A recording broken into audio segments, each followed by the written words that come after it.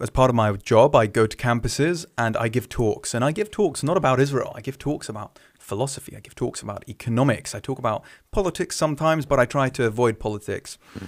I was invited to speak at King's College London about 6 months ago.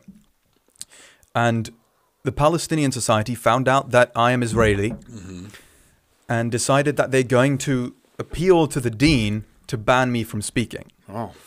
Now, of course, I expected something of the sort, although what's interesting here is that, and I hope people pick up on this, they're not attacking me for any ideas that I hold, because they don't know what ideas I hold.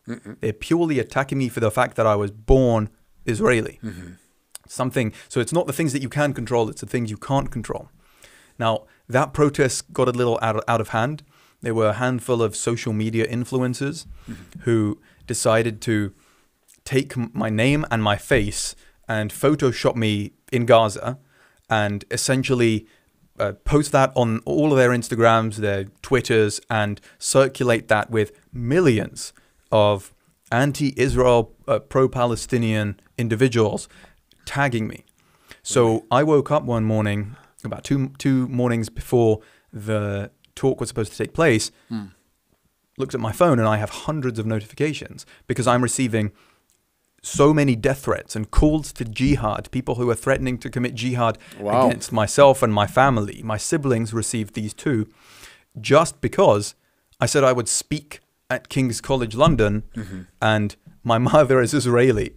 It's not the ideas. They don't care about ideas. They care only about identity. What were you supposed to speak about at King's College? Was it about the Israeli-Palestine conflict? It was, yeah. Okay. It was supposed to be about Israel-Palestine conflict. It was supposed to be broader than that. It was supposed to be on war more generally.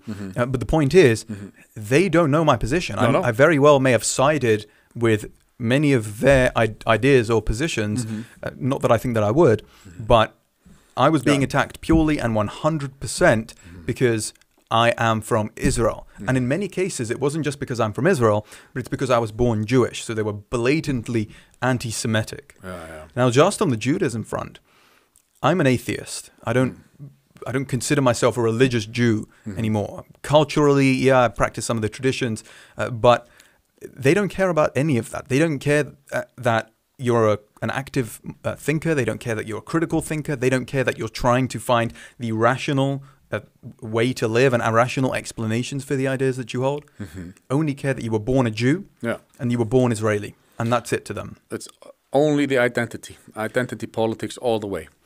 That's what it is. And you asked how it is for me as an Israeli.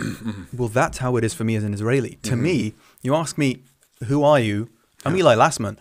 I'm not Israeli, not English, not a Jew, not this. No. Like the thing that defines me is my ideas, not my national identity, not my racial identity, not my sexual identity. What defines me is my values. But they don't care about any of that stuff. And so Israelis, or people that are of Israeli origin all around the world, are probably experiencing something similar. I mean, the heat is on, actually. They're being targeted for being of Israeli origin, right? I believe so, yeah. I've heard several stories that is the case. Not only Israelis, but Jews more generally. I mean, anti-Semitism has existed for thousands of years.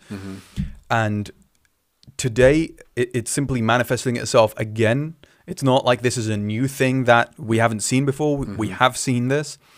And I think Jews are afraid to walk and simply visit certain areas, whether it's in London, Paris, or even in the US, perhaps, and for good reason. Like there are serious nutters out there who are not only anti-Semitic, but will actually put into action the threats that they make. So I try to avoid going to certain areas in London simply because my face has been circulated all over the internet, reaching millions of people. And it's very unfortunate that there are certain areas within England, within the country where I was born, that I simply don't feel safe to go to. But that's the reality. And I think it's a reality that too many people today experience, especially Jews within this context. And again, what's most, I guess, disturbing about this is that you think someone's an anti-Semite, so they're in a sense against Jews. I don't even consider myself, that's not an essential part of who I am anymore. They don't care. My grandmother used to say this thing to me when I told her I don't consider myself it's Jewish, it's not a very large part of me. Hitler doesn't care. He never used to ask, do you consider yourself Jewish? He just sends you. He sends you to the concentration camp, and these guys are the same. They don't care about your ideas. They don't care about your values. They don't care about who you are or what you think. They just see you as an identity. That's what it is. It's completely collectivist and tribalist.